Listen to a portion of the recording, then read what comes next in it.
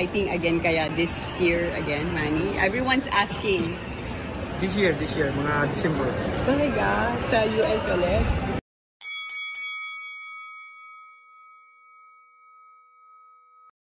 So, kinumpirma na mismo ni pambansang kamao, 8th Division Boxing World Champion, Hall of Famer Manny Pacquiao na sa darating December, babalik siya ulit sa boxing.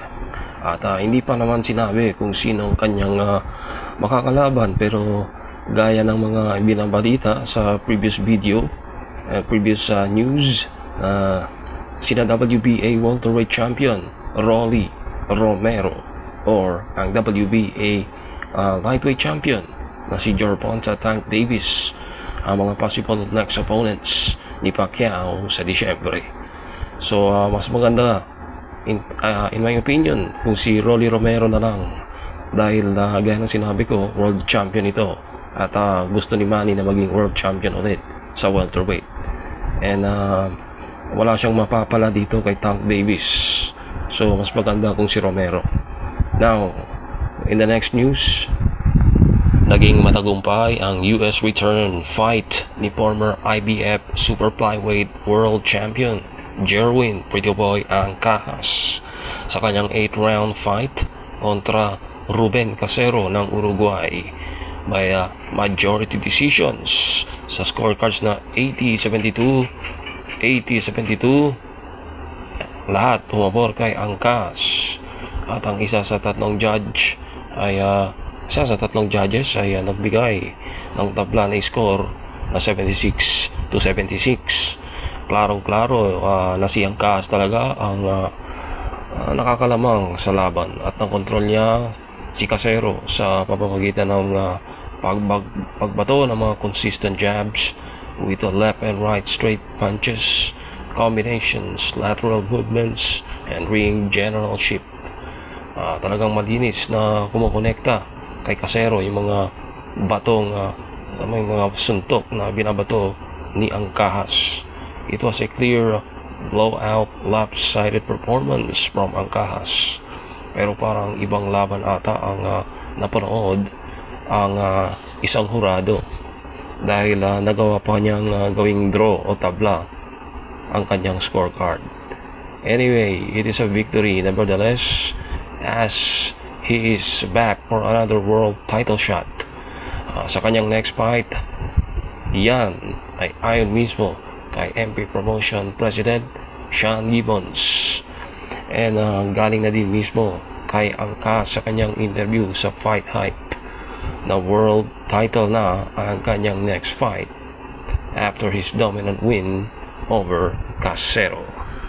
Susunod, sabi ni Sir Sean na susunod is title fight. Ready ba ang San Jerwin sa title fight? Opo. Yun po nang lagi nating inano sa gym po, no, na nandiyan tayo lagi sa gym, ensayo para sa world title fight po. At ito po ay isang sa isang na pagsubok to para sa akin tong laban na to, na makaano tayo sa world title po. Ito ang pangatlong sunod na pagkapanalo ni Angkas simula nung natalo siya via knockout kontra sa kapatid ni Naoya the Monster Inoue na si Takuma. Pagkatapos niyang matalo kay Inoue, bumalik si Angkas sa Pilipinas, at doon tinalo niya ang Thailander na si Sukspas-Reed Ponpitak, at pagkatapos lumaban ulit siya sa Pilipinas at tinalo niya ang kapwa Pinoy na si Richie Mepranum by a second round knockout victory.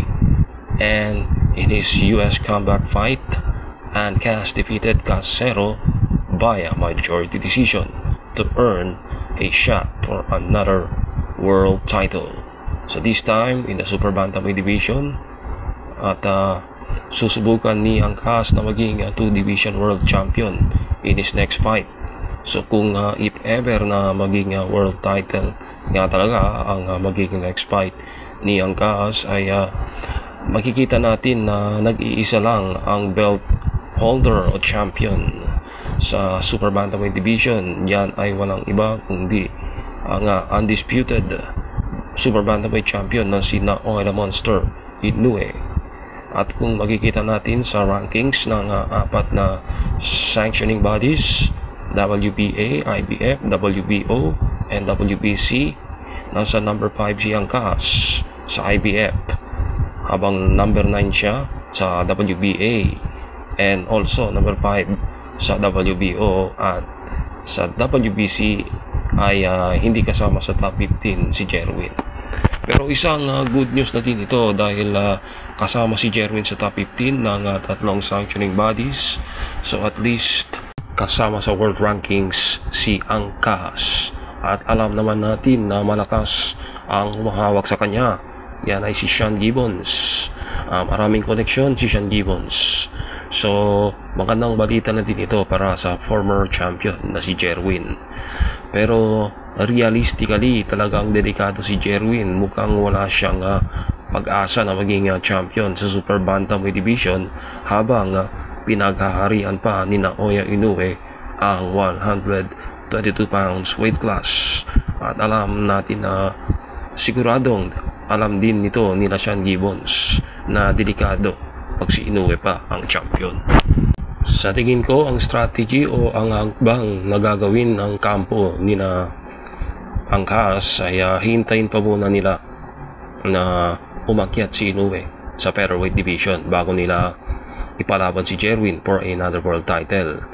Kasi matagal na din na may mga balita na by next year ay aakyat na ng timbang si Inoue. Ito ay sa featherweight division. So marami pa pwedeng mangyari. So that's all for now, boxing fans. Thanks for watching.